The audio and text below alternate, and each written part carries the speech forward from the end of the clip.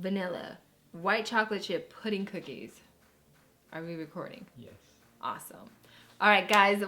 I didn't even introduce myself. Hey guys, welcome to my channel. I am Lydia, and today we are making, let me make sure I got this, vanilla white chocolate chip pudding cookies. I'm looking at my notes. Listen, guys, I need my notes just to make sure I'm not stumbling all over my words, because I do that quite often. I talk kind of fast. I kind of make a lot of hand movements, and I'm kind of all over the place just because I'm so excited to be sharing pudding cookies with you, because pudding cookies are so good. If you guys have not had pudding cookies, it is a must. They are so soft, and they actually don't taste like pudding. They have like no pudding consistency at all, but they are soft. They melt in your mouth. They're decadent, they're delicious. If you like cookies like I do, make sure you are subscribed to my channel, leave me a comment, give me a huge like, I'd really appreciate it. And let me show you how to make these delicious cookies that are called vanilla white chocolate chip pudding cookies.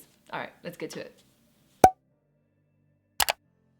To start off this recipe, preheat your oven to 350 degrees Fahrenheit, line 2 baking sheets with parchment paper, and then in a large bowl, add in your brown sugar and your granulated sugar with your butter that's been softened, and go ahead and start creaming everything together until it is lovely and combined. So it should look something like this. I'm using a hand mixer for now, but I'll get into that later.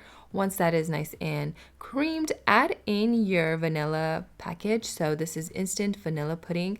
It's not a really big package. I'm just adding that into my bowl. And then go ahead and crack your eggs. I'm actually cracking my eggs in the bowl that had my sugar just because I don't want any egg shell in my final product. That would not be good. That would be pretty nasty. So I added my eggs. Once you add your eggs, add in your vanilla bean paste. I'm using vanilla bean paste for this recipe. I think it's really delicious. It plays off the vanilla pudding flavor. And if you're using vanilla bean paste, make sure you scrape every last drop, because if you have bought this stuff, you know it is pretty pricey. So get every last drop of vanilla bean paste that you can possibly get out. Then go ahead and cream this all up together so it is nice and combined. You'll also probably want to scrape your sides like I have, just because you want everything to be incorporated. You don't want any dry bits of vanilla just hanging out. So I'm gonna go ahead and scrape my sides. And then once I scraped the sides, I went ahead and beat this again. Now make sure you're using a really big bowl, bigger than this if you're going to use a hand mixer. In a small bowl, add in your flour, your baking soda, and your salt. All you're going to do is just quickly whisk everything so it is combined. When you're baking, always add your dry ingredients in a separate bowl and combine them before you add them to your wet ingredients. So once everything is combined, you can go ahead and add your flour to your bowl. Like I said, if you're using a hand mixer, use a very large bowl.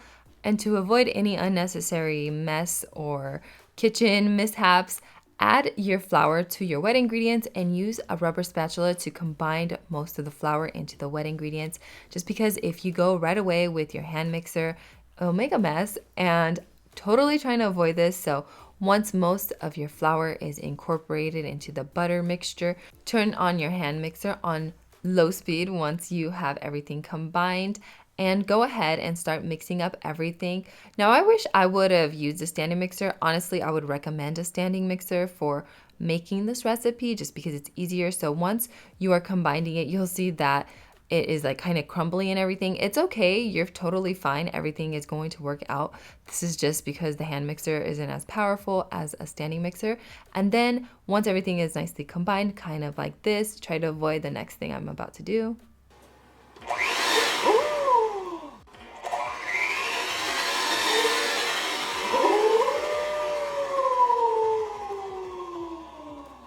Oh, I did not do that. Yep, and I did that. I was trying to avoid that this entire time. So that's why I really would recommend you using a standing mixer for the whole process. So I went ahead and used a spatula to kind of incorporate everything. I'm adding my chocolate chips. Reserve 1/4 cup of the white chocolate chips. Do not put that in with the other ones. You want to reserve it because we're going to add this to the top just to make it extra pretty. So I added my white chocolate chips and I started mixing up everything with a rubber spatula. After I cleaned up my kitchen, oh my goodness, you guys, that batter got everywhere. I wasn't too happy about it, but it was all worth it because these cookies were really good. So mix up everything. Make sure every piece of batter has a piece of chocolate chip at least.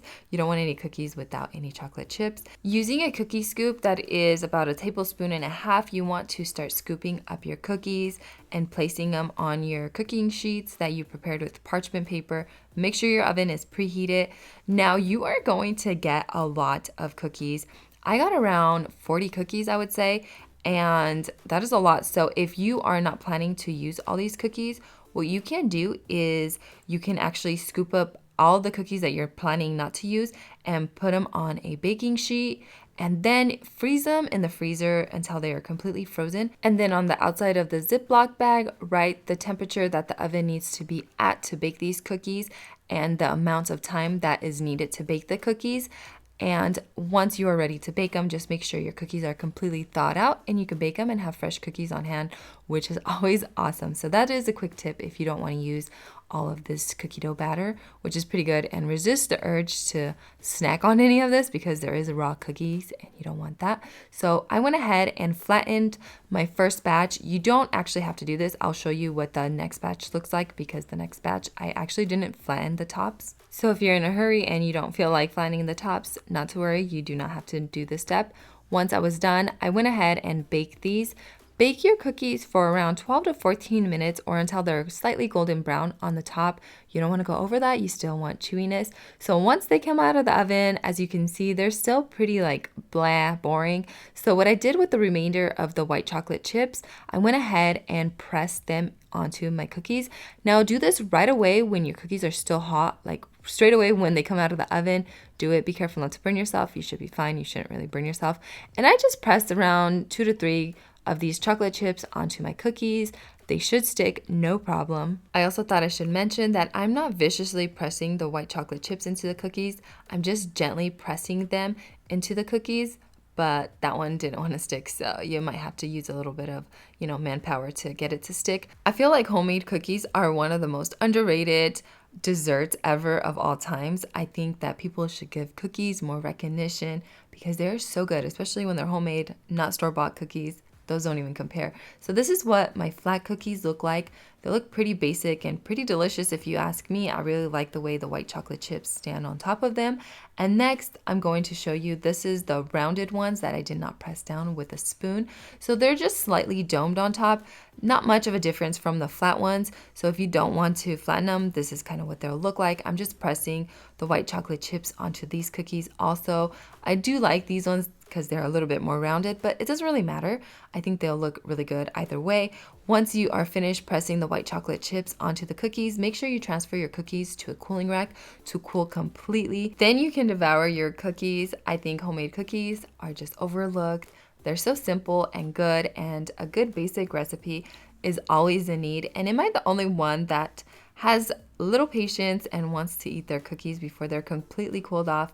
I know I like mine when they're slightly warm, so you don't have to worry about letting them cool off completely. Here I am breaking one, and they're so soft and chewy on the inside, perfectly browned on the bottom. And then you could take it a step further like I did. I went ahead and started dipping my cookie in milk because cookies and milk are kind of like the best things ever. Like I said, just a simple dessert that is perfect. If you ever recreate my recipes, make sure you tag me on Instagram. I would love to see your recreations and just enjoy this simple, delicious dessert that is awesome. Yo, baby. Cookie Monster! You know why they call them pudding cookies? Because you be putting them in your mouth. Man, grossly devoured that thing. This is embarrassing. That cookie is almost demolished. It was good. This is embarrassing though. You're an angel. Yeah. If you guys want a soft cookie, a decadent, delicious, airy cookie, listen, you have to try these pudding cookies.